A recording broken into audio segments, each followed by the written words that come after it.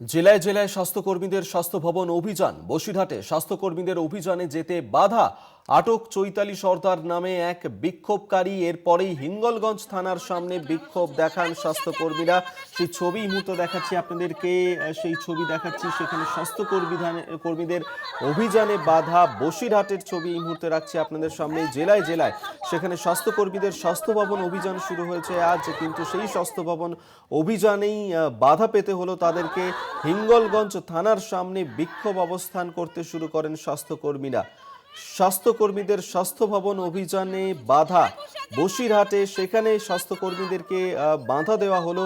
আটক করা হয়েছে চৈতালি সর্দার নামে এক বিক্ষোভকারীকে। এরপরেই হিঙ্গলগঞ্জ থানার সামনে বিক্ষোভ দেখাতে শুরু করেন স্বাস্থ্যকর্মীরা।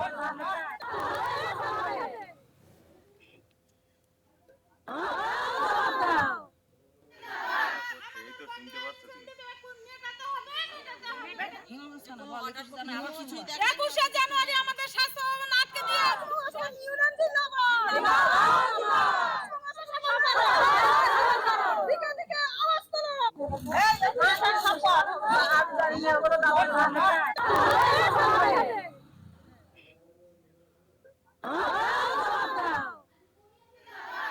সঞ্জিত চক্রবর্তী আমাদের সঙ্গে টেলিফোনে রয়েছেন। প্রতিনিধি সঞ্জিত, কেন স্বাস্থ্যকর্মী তাদেরকে আটকে দেওয়া হলো, কেন তাদের এই অভিযানে বাধা দেওয়া হলো? দেখো, রাজ্য জুড়ে ইতিমধ্যে স্বাস্থ্যকর্মীরা প্রায় 65 থেকে 70,000 স্বাস্থ্যকর্মী আছে। তাদের আজকে নির্ধারিত ডেট করা হয়েছিল স্বাস্থ্য ভবনে যাওয়ার জন্য, অর্থাৎ তাদের বিভিন্ন দাবি দেওয়া। একদিকে যেমন মাসিক ভাতা 15,000 টাকা এবং এ সহ বিভিন্ন তাদের স্বাস্থ্য পরিষেবা, বিভিন্ন জায়গায় তারা কাজ করে আছেন। সেই জায়গায় অনেক সময় তাদের মোবাইল ফোন দেওয়ার কথা ছিল, নির্ধারিত সময় মোবাইল ফোন তারা পাননি এবং ভাতা ঠিকঠাক করার জন্যই তাদের একাধিক দাবি ছিল। আজকে স্বাস্থ্য ভবনে তাদের কর্মসূচি ছিল। সেই স্বাস্থ্য ভবনে যাওয়ার জন্য তারা নির্ধারিত ডেটে তখন যে তৈরি হচ্ছিল, বিশেষ করে উত্তর 24 পরগনার হিঙ্গলগঞ্জ ব্লকের কয়েক হাজার স্বাস্থ্যকর্মী তারা যাবে বলে প্রস্তুতি নিচ্ছিল।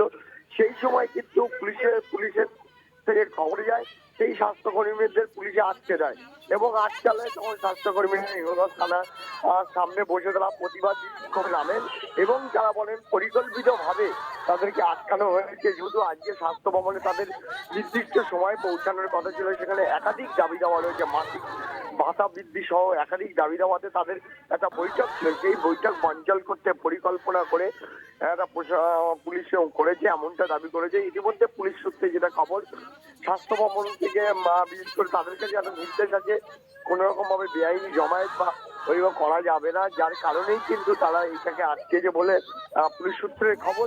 ইতিমধ্যে এই নিয়ে কিন্তু স্বাস্থ্যকর্মীরা থানার সামনে ক্ষোভে ফেটে পড়েন এবং অবস্থা বিক্ষোভ করতে শুরু করেন।